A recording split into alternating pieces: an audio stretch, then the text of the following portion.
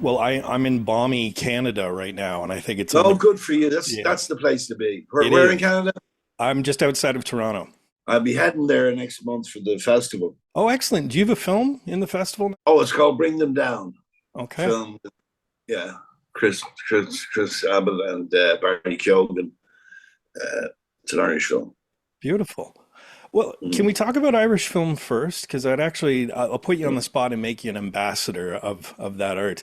I feel as a proud Canadian that the Canadian film industry and the Irish film industry actually has kind of a lot in common, that we produce these beautiful gems all the time, and yet we're kind of overshadowed by a neighbor, so to speak. Mm. What do you see as the future of Irish film? Do you kind of like enjoy that anonymity? Do you think it relies on that, or would you like to see it have a more mainstream global audience? Well, I think, as you rightly say, overshadowed by these very large imperial neighbours. Is the way to describe it. And I don't know, Canada possibly, you could have a higher profile, but for Ireland, I mean, we've only and the entire island of Ireland is only like 5 billion people, well, close to six now, but it's a small country, Mhm. and always will be a small country in that sense. So there's that to take into consideration. But having said that, I think we do have a great. I mean, we have a great literary tradition. We have a great oral tradition. We have a great music tradition, and they all feed into cinematic art as well. I think to try and sustain what we're doing would probably be the ambition. You've gone on record talking about how North Americans have a tendency of only, or probably still to this day, seeing Ireland as these stereotypes that were established, 50, 60 years Mm. ago when film really started to come out and actors from that region started to come out. What are some stories that you've seen recently that have really represented modern Ireland in your eyes? Ooh, well, I think it sort of started with films I was involved in, like the Roddy Doyle trilogy, The Stamper, The Van, The Commitments. I think were very accurate pictures of Ireland at the time, and we got a lot of blowback from Irish Americans because they felt we were doing Ireland a disservice by making those films. And you point out to them, we're not making films for the tourist board. We're making films for initially an Irish audience and hopefully a wider audience. And there's been a continuation from there. I mean, I mean, and something that's really exciting me, and it's got to do with this film I have that I'm in that's at the festival this year in Toronto, is the emergence of Irish language films. The film called Bring Them Down, which I'm in, that's at the Toronto Festival, is a bilingual film. And most of my dialogue was indeed Oscailge in Irish. And you had on Colleen Kuhn last year, The Quiet Girl, Right. which was so successful in the Oscars. That's a wonderful development for me. I mean, in my opinion, and I think everyone in Ireland would agree about that. That it's to actually start to reach out into an international audience with films in our own language is great. And I think a lot of our North American diaspora would probably be a bit confused by that. I'm so glad you brought up both The Quiet Girl, which was one of my favorite films of the Mm-hmm. last decade for sure, Yeah. and The Commitments, because that was my introduction to you. I had an older Mm. sister who loved that film, and so I was exposed to that in the '90s quite a bit. Right. Okay, so let's talk about Duchess because you seemingly are attracted to these kind of larger than life gangster films. You were lucky enough to work with Matthew Vaughn on Layer Cake. There's something about that that must attract you to a part like you play in Duchess. Yeah, I think there. I mean, mostly I respond. I think, in my opinion, mostly to good writing, and I've been very fortunate in that way that I've managed to, I think, find for the most part decent scripts to do, and some brilliant, wonderful scripts to do, and I feel very fortunate in that. So, I mean, I'm not sure that I go looking for the crazed gangster roles so much as although I've done two this year, but you know, I don't think I go looking for them, but they're certainly interesting to play, you know, because it takes you completely out of your world and out of the normal world, if you like, into this kind of very extreme uh, situation where violence is part of the game, you know, and that's kind of fascinating in a way. Well, even when you aren't necessarily playing kind of the larger than life, Matthew Vaughn, Guy Ritchie type, uh, when you play relatable characters, I even noticed there's kind of an edge to them. I think, in a sense, that's a grounded nature that you bring to all of your characters. They're kind of multifaceted, but that edge, that kind of grumpiness, if I were to categorize it in a different way, is definitely something you've brought to a lot of your more memorable roles. So, if that isn't necessarily an attraction, is that a catharsis for you? I don't know. I think the grumpiness is just me. We're never really fully satisfied with things, are we? There's always something fucking wrong, you know, something going on. You know, what's that?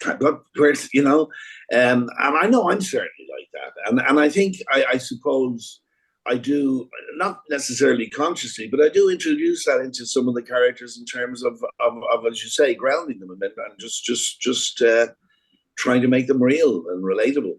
You do that beautifully. I love it. You were very political as a teenager, and it's hard not to become political in the world that you grew up in, right? In the Ireland that you grew up in, for Mhm. sure. And I noticed that, you kind of had a tendency early on in your career, especially when you were with the 784 Theater, that you kind of were able to dip into hot topics, right? And deal with some of the politics of the world around you. And you've done that later in your career, but obviously as you become more of a mainstream actor, those tend to kind of fade away a little bit. Is there something that you'd love to work on that once again either represents kind of modern Ireland or a political piece, or do you miss that part of your career? Yeah, yeah, no, I do. I mean, I think that probably the most satisfying period of my career, when I call it, but was indeed with 784 Theatre Company, because it was a coming together of both the art, the politics, and working for and with a genius like John McGrath, the playwright, was extraordinary. That theatre disappeared in the kind of late 70s. Basically, I mean, I hold Margaret Thatcher and Ronald Reagan responsible for the destruction of the world, including my world, in terms of the theatre companies like 784, when Margaret Thatcher came to power, were completely defunded and disbanded, basically. So that disappeared. That wasn't an option anymore. There was no work there. There was no such companies anymore, and there still aren't.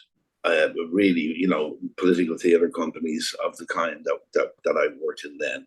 So, I mean, in terms of my opinions, my politics I think, have been fairly consistent over the years. Um, they haven't changed, but I haven't. You're right. I haven't had the opportunities to work in situations where those opinions have been expressed. Yeah. I find it absolutely fascinating that arguably your greatest known role globally, the one that made me a fan of you for sure growing up, is that Chief O'Brien has kind of a subtext that reflects your own life. So the fact that Mhm. he experienced violence early in his career, in his youth, and then my brother-in-law put this perfectly. He's a huge fan as well. He said the fact that you went from soldier to engineer, you went from destruction to building something, to repairing Mhm. things. And I thought that's beautiful because that kind of has to reflect how you must have felt growing up and seeing the troubles and then getting into the arts and political Well, yeah, theater. but what influenced me as a kid, as a teenager, wasn't just the troubles. It wasn't just Ireland. It Mhm. was. I mean, don't forget there was also in 1968 Paris erupted. 1968 was the Chicago Democratic Convention. 1968 was Tom Hayden and the Students for a Democratic Society. In Paris, you had Daniel Cohn-Bendit and Rudy Dutch and these guys. So there was a huge worldwide upheaval of youth. and that influenced me as much as anything. It was even before the Troubles Yeah. broke in Ireland, Yeah. So it's not, I wouldn't say, in fact, I would absolutely say the contrary. It wasn't the Troubles in Ireland that politicized me. I was politicized before that. Well, and good for you because again, Mm-hmm. that global impact on your acting and your career, I think, is actually Mm-hmm. amazing.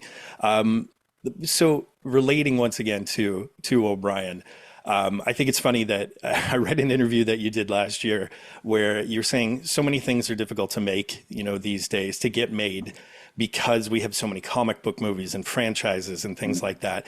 Everybody asks you about a possible return to O'Brien, and you Mm-hmm. have gone back and forth. You said sometimes you're nostalgic, sometimes you put it behind you. If they ever made a Star Trek Legacy, how are you feeling today in the Spanish heat about a possible return to O'Brien? Never put a spacesuit on again. Not in Never? this kind of not this kind of heat. No, look, you never say never. I mean, and I don't think I ever have said never. But I certainly I don't see it happening. I don't see where you'd go with it. I mean, maybe writers, some genius will come up with a wonderful idea, and I'd say, oh, it's interesting. Yeah, let's do that. So who knows? I'm telling you right now, as a huge O'Brien fan, not just as an Irish Canadian, but the fact that, I think O'Brien was the most relatable Star Trek character ever in that show. I really feel that way. So I'm telling you, you make a 5-minute cameo and the internet's going to lose its damn mind. So you take that under consideration, sir. All right. Last question is just another little lowball one, but I'm curious because I loved your work in Hell on Wheels as well. And then, of course, your co-star Anson Mount recently joined the Star Trek universe. He did. Did you ever get a conversation? No, we haven't. I haven't seen Anson because we kind of went off, and after Hell on Wheels, which tends to happen with projects, you break up and go in different directions onto different projects in different parts of the world, and so no, I haven't. But I know through mutual friends and stuff, I know he's enjoyed it, and it's been a good experience. So that's good. Well, like I said, hopefully we'll see you back in that uniform. But till now, I'm enjoying all of your work, sir. So please continue what you do, and best of luck with this film, and best of luck at TIFF this year. Well, great. Maybe see you there. All right, man. Say hello if you do. I will. I'll try and find you. Hey, Real students, thanks for watching. If you want to subscribe to Real School, click that round Real School logo right beside me. Also, click that damn notification bell so you're aware of all of Real School's new content. You can follow me on Twitter, and of course, if you get anything out of Real School, you can always give a little back. Just click the link in the description below or the button down there, and you can become part of my Patreon team.